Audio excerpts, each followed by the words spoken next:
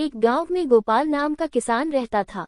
परिवार में उसकी पत्नी और 2 बच्चे, यही उसका संसार था। गुजारा करने के लिए वह अपने छोटे से खेत में फसलें उगाता था और उन्हें बेचकर अपना और अपने परिवार के लिए 2 वक्त का खाना जुटा पाता था। कहने को उसके पास इतना धन नहीं था, लेकिन फिर भी वह काफी खुश था।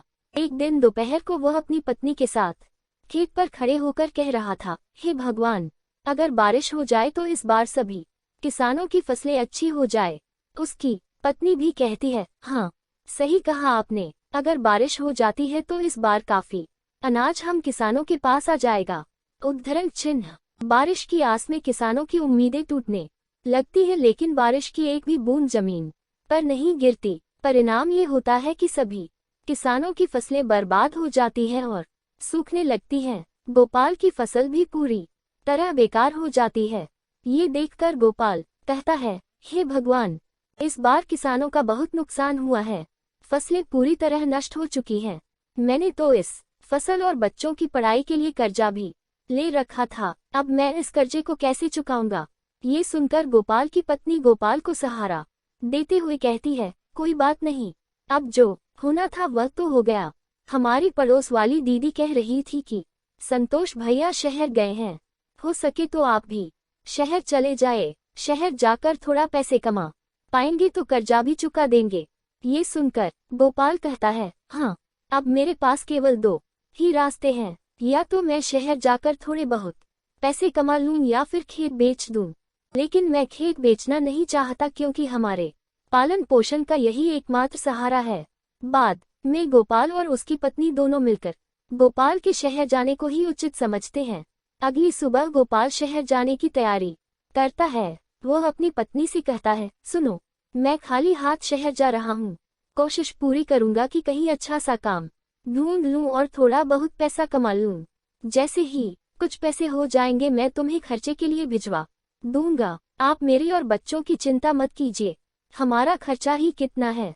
फिर बाद में कुछ दिनों के लिए मैं मायके भी रह आऊंगी। आप अपना ध्यान रखिए और शहर जाकर पैसे कमाए। गोपाल के जाते वक्त गोपाल की पत्नी उसे कुछ पैसे देती है। ये देखकर गोपाल कहता है, ये पैसे कहाँ से आए? गोपाल की पत्नी कहती है, मैंने थोड़ा थोड़ा करके ये पैसे जमा किए थे अपने बुरे वक्त के लिए। अब शायद इनका सही वक्त आ चुका है। ये लीजिए, रखिए। उद्धरण चिन्ह। गोपाल थैला उठाता है, इसी में उन पैसों को रख लेता है और शहर के लिए रवाना हो जाता है। शहर पहुंचकर वह काम ढूंढना शुरू करता है, लेकिन पूरा दोपहर काम की तलाश करते करते वह थक जाता है, लेकिन काम नहीं मिलता है। उसके बाद वह एक बगीचे में जाकर पेड़ की छांव में बैठ जाता है। वहीं पास में 2 जेब कतरे आपस में बात कर रहे होते हैं। सुन बे चंगुल, 3 दिनों से कोई भी मुर्गा हाथ नहीं लगा है, लगता है इसके पास काफी माल है। इस बार खाली हाथ लौट कर नहीं आना है। सही कहा मालिक, आपकी निगाहें तो बहुत तेज है। चल अब तारीफ करना बंद कर और काम पर लग जा। मैं इसे बातों में उलझा लूंगा और तू इसका थैला लेकर 1-9-11 हो जाना। मालिक, वह सब तो ठीक है, लेकिन 1-9-11 नहीं, 9-2-11 होना है। तेज ऑफ जॉय, बकवास बंद कर और काम पर लग जा। उनमें से एक जेब कतरा गोपाल के पास जाकर उससे बात करने लगता है। अरे श्याम बाबू, कैसे हो? बड़े दिनों बाद दिखाई दिए हो। अरे भाई, आप कौन? मैं तो आपको जानता भी नहीं हूँ और मेरा नाम श्याम बाबू नहीं, मेरा नाम तो गोपाल है। अरे हाँ, तभी मैं कहूँ कि मैं तुम्हारा नाम भूल रहा हूँ। अच्छा, और बताओ क्या हाल है? अरे क्या बताऊँ भैया, गांव से शहर आया हूँ काम की तलाश में, लेकिन काम मिल नहीं रहा। अगर आप मुझे जानते हो तो मेरे लिए कोई काम ही बता दो। इन दोनों की बातचीत हो ही रही थी, तभी चंगुल गोपाल का थैला लेकर 9-2-11 हो जाता है। पहला जेबक तरह कहता है, अरे भाई, लगता है पहचानने में गलती हो गई, चलो मैं चलता हूँ। अजीब लोग हैं शहर के, पहले खुद ही जान पहचान का दिखावा करते हैं और बाद में खुद ही अनदेखा करने लगते हैं। इतने में गोपाल की नज़र अपने थैले की ओर पड़ती है, लेकिन वहां पर थैला न देखकर वह काफी निराश हो जाता है और कहने लगता है, शहर के लोग तो बड़ा ही निर्दय है, गरीब के थैले को भी नहीं छोड़ते। वह भगवान से प्रार्थना करता है कि वही उसकी मदद करें। इतने में गोपाल के पीछे से एक दर्द भरी आवाज आती है, बचाओ बचाओ। गोपाल उस आवाज को सुनते हुए पीछे मुड़ता है और देखता है कि वहां एक घायल व्यक्ति जमीन पर नीचे पड़ा हुआ है। उसके आसपास से लोग गुजर रहे हैं लेकिन कोई भी उसे सहारा नहीं दे रहा है। गोपाल तुरंत जाकर उस व्यक्ति को बैठाता है और उसकी घायल स्थिति को देखकर तुरंत हॉस्पिटल ले जाने का इंतजाम करता है। हॉस्पिटल ले जाकर वह डॉक्टर से बात करता है। डॉक्टर साहब, इन्हें देख लीजिए, ये बहुत घायल है और दर्द के मारे कराह रहे हैं। डॉक्टर उस व्यक्ति की हालत देखता है और कहता है, तुरंत इलाज शुरू करना होगा।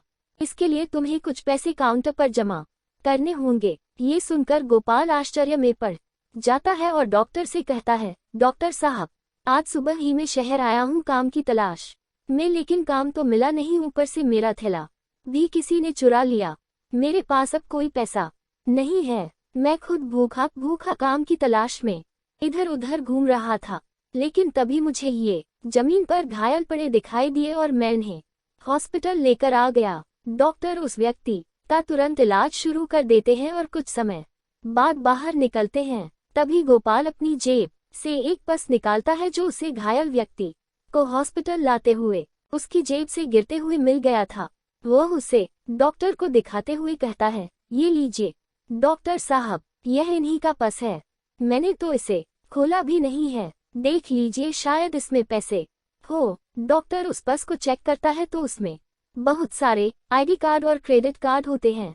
जब डॉक्टर उनकी आईडी कार्ड को चेक करता है तो उसे पता चलता है कि यह तो शहर के सबसे अमीर आदमी है। वो तुरंत गोपाल से कहता है, अच्छा हुआ जो तुम इन्हें हॉस्पिटल लेकर आ गए। तुम जानते हो ये शहर के सबसे बड़े आदमी हैं। मुझे नहीं पता, मैंने तो अपना फर्ज निभाया है। डॉक्टर गोपाल को शाबाशी देता है और कहता है, कल सुबह इन्हें होश आ जाएगा। तुम कल सुबह आकर इनसे मिल सकते हो। और वापस इलाज वाले कमरे में चला जाता है। गोपाल रात भर उस गार्डन में ही सोता है और सुबह होते ही वह हॉस्पिटल वापस आ जाता है। गोपाल डॉक्टर से पूछता है, डॉक्टर साहब, अब इनकी तबीयत कैसी है? डॉक्टर कहता है, अब बिल्कुल ठीक है, तुम इनसे मिल सकते हो। डॉक्टर उस व्यक्ति से गोपाल का परिचय कराते हुए कहता है, ये गोपाल जी हैं, इन्होंने ही आपकी जान बचाई है। घायल स्थिति में यही आपको हॉस्पिटल लेकर आए थे। ये सुनकर गिरधर जी घायल व्यक्ति कहते हैं, धन्यवाद मेरी जान बचाने के लिए। तुम हो कौन और क्या करते हो? उद्धरण चिन्ह। तभी गोपाल कहता है, मैं गांव से शहर आया हूँ एक अच्छे से काम की तलाश में, लेकिन अभी तक मुझे कोई भी काम नहीं मिला है। मेरे ऊपर कर्जा है, मैं उस कर्ज से मुक्त होने के लिए शहर पैसे कमाने के लिए आया हूँ। गिरधर जी यह सोच कर हैरान हो जाते हैं कि यह व्यक्ति इतनी परेशानी में होते हुए भी मुझे हॉस्पिटल लेकर आया। वो कहते हैं, मुझे ये जानकर बहुत अच्छा लगा कि इस समय में भी तुम जैसा अच्छा और ईमानदार इंसान है। एक काम करना, कल मेरी छुट्टी है तो तुम कल सुबह ठीक इसी समय आना, मेरे पास तुम्हारे लिए काफी अच्छा काम है। गोपाल शुक्रिया अदा करते हुए वहां से चला जाता है और अगले दिन ठीक उसी समय हॉस्पिटल पहुंचता है। हॉस्पिटल से वे दोनों गिरधर जी के घर के लिए रवाना हो जाते हैं।